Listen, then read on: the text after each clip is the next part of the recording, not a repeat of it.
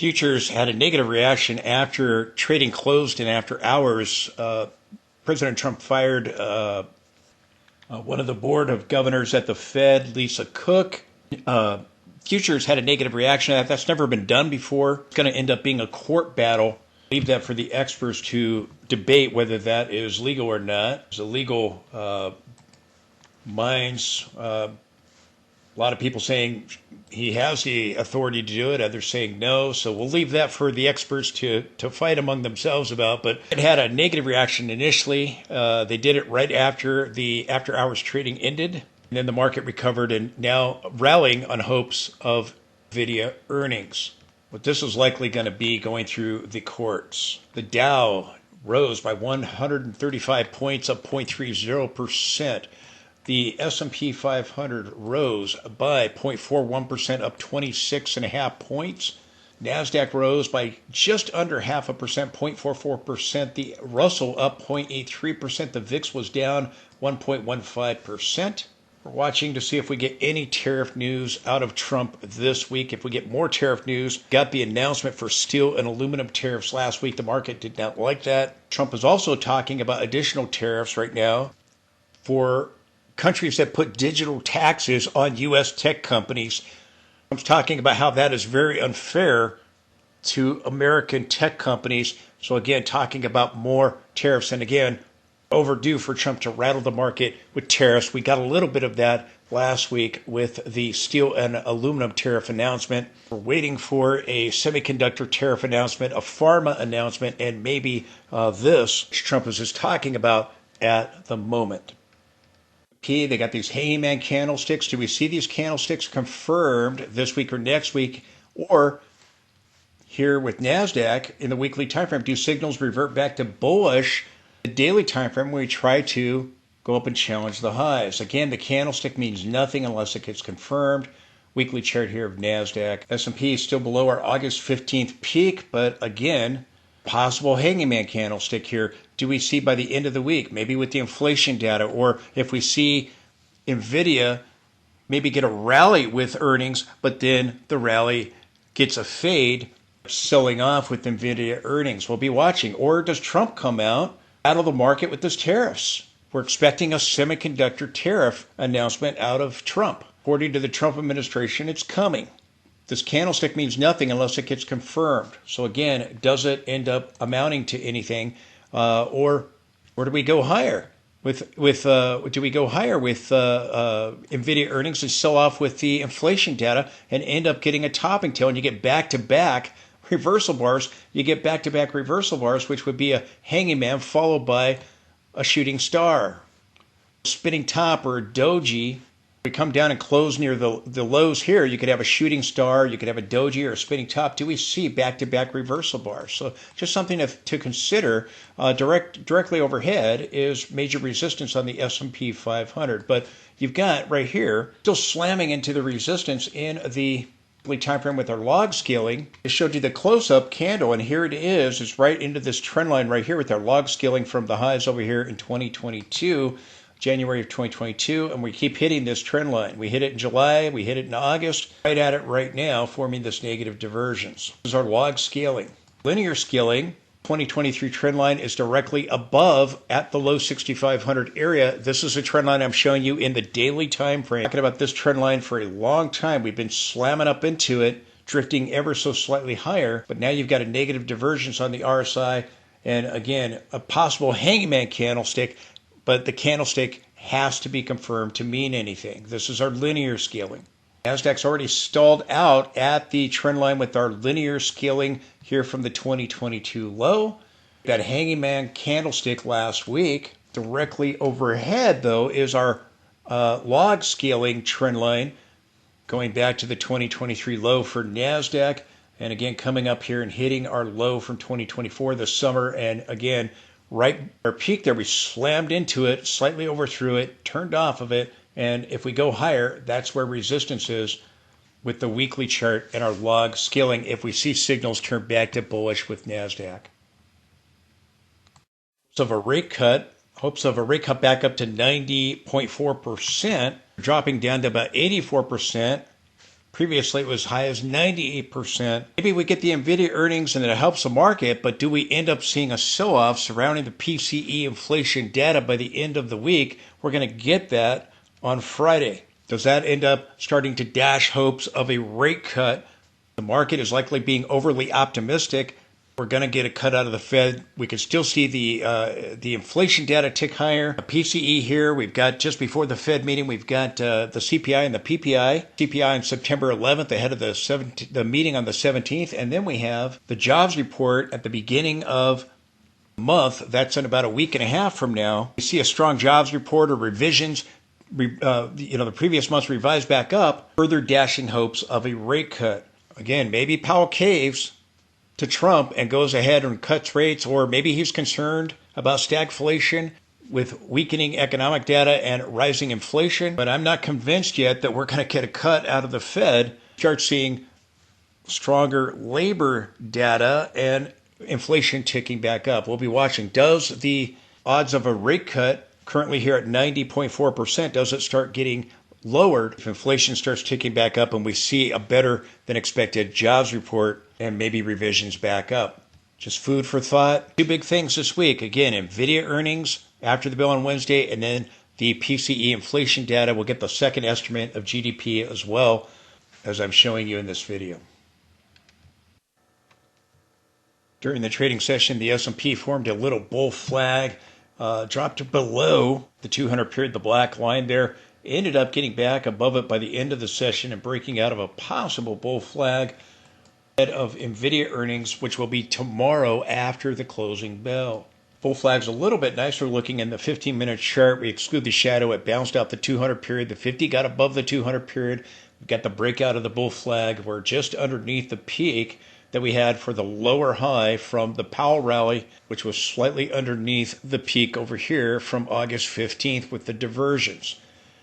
If we go to a higher high, there's major resistance again directly overhead. If we do that, we can form divergences here on the 15-minute chart on indicators.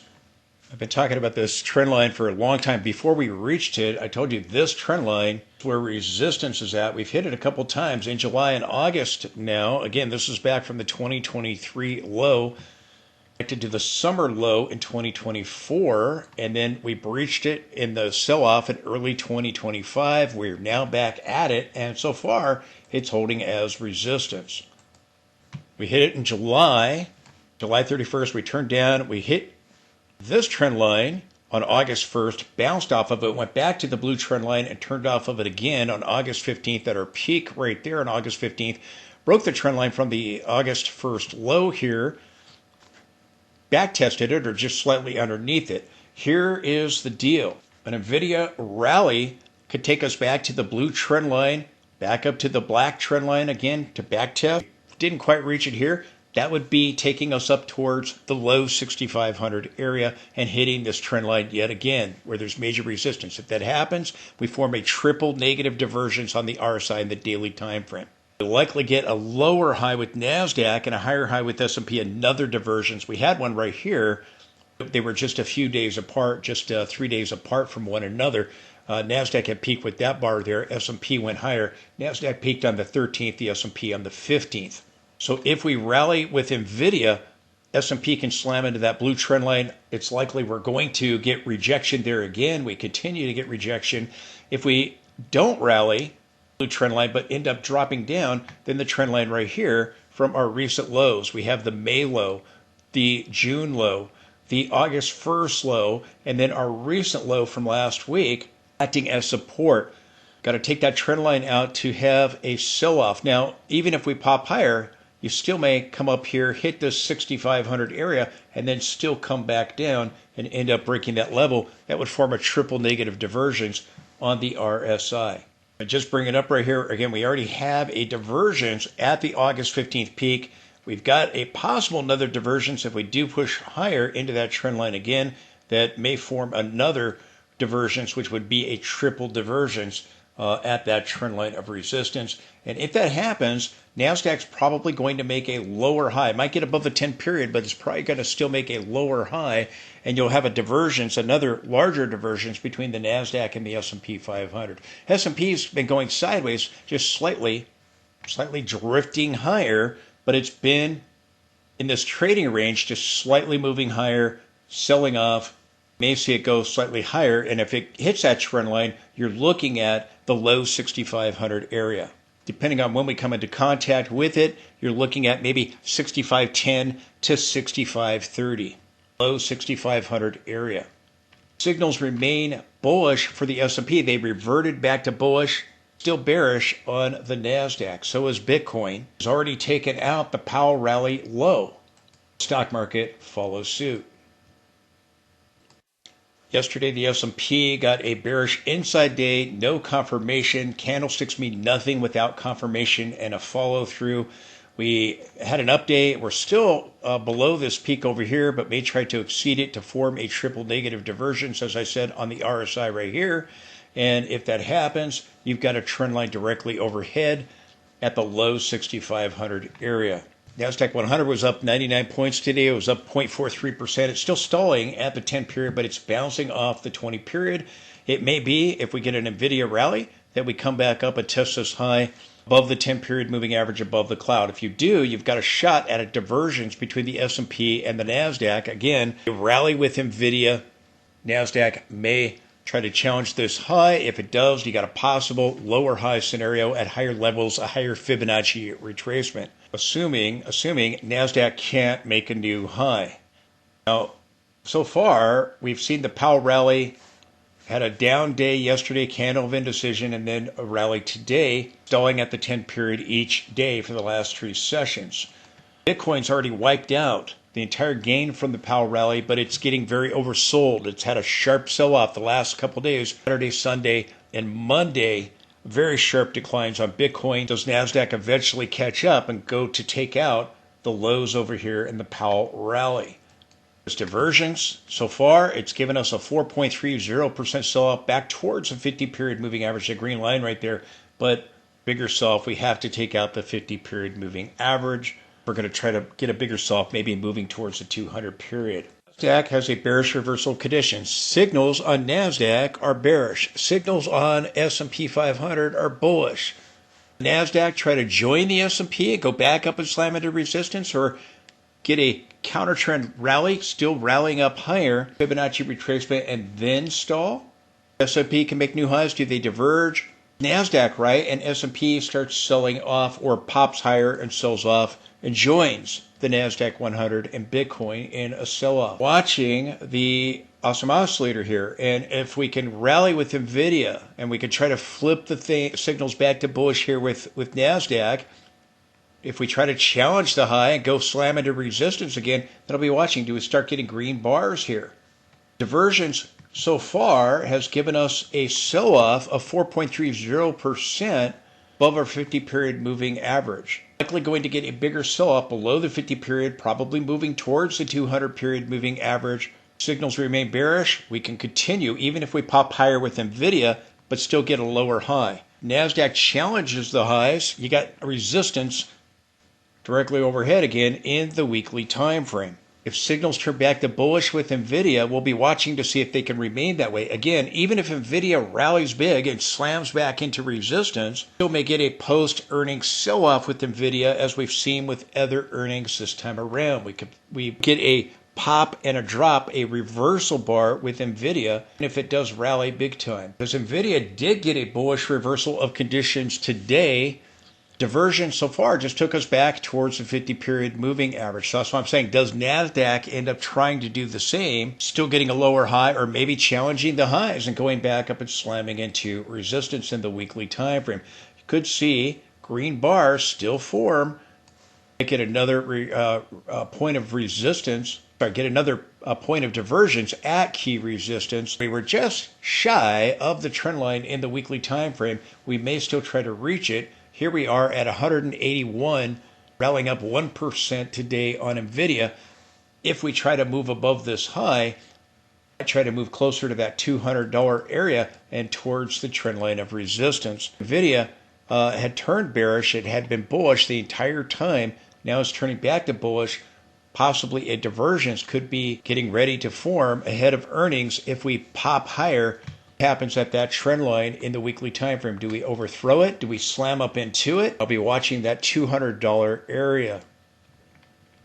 Do we see green bars here that ends up forming a divergence? Does NASDAQ follow Nvidia and get a bullish reversal of conditions? If so, can NASDAQ make a new high? If it does, right back and slams into the resistance area. Signals are bearish right now for the NASDAQ, but they could revert back to bullish if Nvidia helps it with earnings after the bell on Wednesday. In the daily time frame, but we've held above our 50-period moving average and horizontal support here, this support area. We do go higher. We have the trend line directly overhead, which if we tag it, we could still move to a new high, back testing it just above the 190 area. $200 area above that, try to clear this trend line, and if we try to clear the weekly trend line, that $200 round number, Nvidia was just below this upper channel line, this long-term channel on Nvidia. I've talked about it. We're forming a broadening formation. Watching to see, do we try to still tag it or do we overthrow it if we do end up rallying with Nvidia earnings? The back test of the daily trend line is right above 190 or so, just slightly above it. Here, this trend line is just below the 190 area, right around the 188 level or just under the 188 level. If we end up going higher, it's still possible you overthrow this area, but you could get a topping tail surrounding it if we do overthrow it. If we don't overthrow it, again, that 188 area or so is resistance, and the other trend line is 190, back test of the broken trend line in the daily time frame.